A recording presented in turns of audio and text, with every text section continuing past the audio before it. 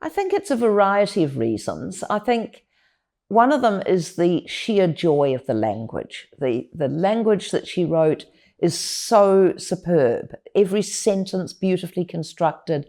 You never feel when you're reading Jane Austen that the editor should have gone through with a red pen and removed bits and pieces. And in this day and age of text messages and emojis and mangled emails and often very poor grammar, it's wonderful to read Jane Austen's beautifully constructed sentences. So the language is a joy.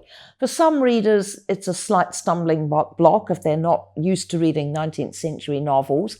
But once they get into it, and very quickly they just adjust to the flow of her language and they come to really love it. Then I think it's the humour in her books. And in this dreadful world we're living in at the moment, with all sorts of terrible wars taking place, and you just turn on the news every night, you see what a mess this world is in, I think it's a relief to turn to Jane Austen and to laugh. And no matter how many times you've read Pride and Prejudice, you still laugh over Mr. Collins, you laugh over Emma's mistakes in that wonderful novel. You laugh every single time you read Jane Austen. She makes you feel better when you read her books. And I think that's really important in our world today. And then I think there's the wonderful romance. We all love a good romance, a happily ever after story. You read Persuasion, and that letter written by Captain Wentworth just does it to you every single time. You melt into a puddle as you read it. It's so wonderful.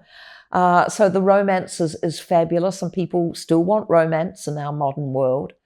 But I think for me, the main reason why I go back to Jane Austen so many times is because of her incredible understanding of human nature. And that has not changed in the 200 or more years since her novels were published.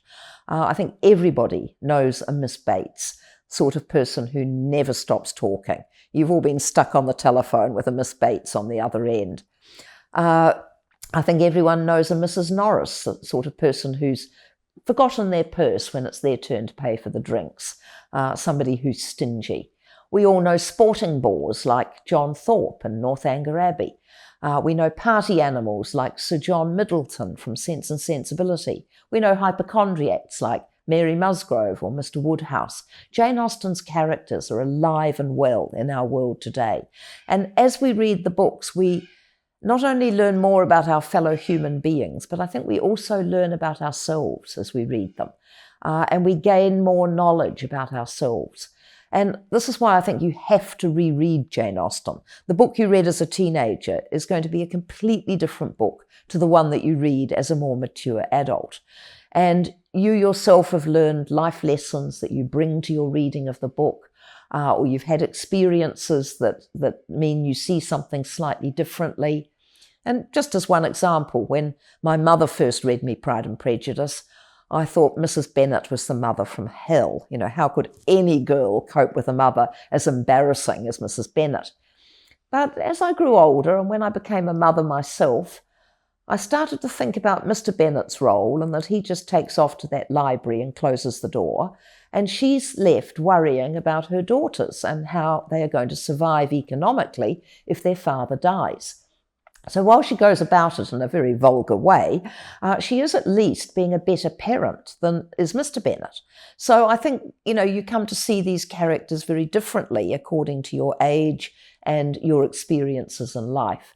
But Jane Austen really makes us understand ourselves and understand other people. And I think that's the reason why her books are still so loved and so read today.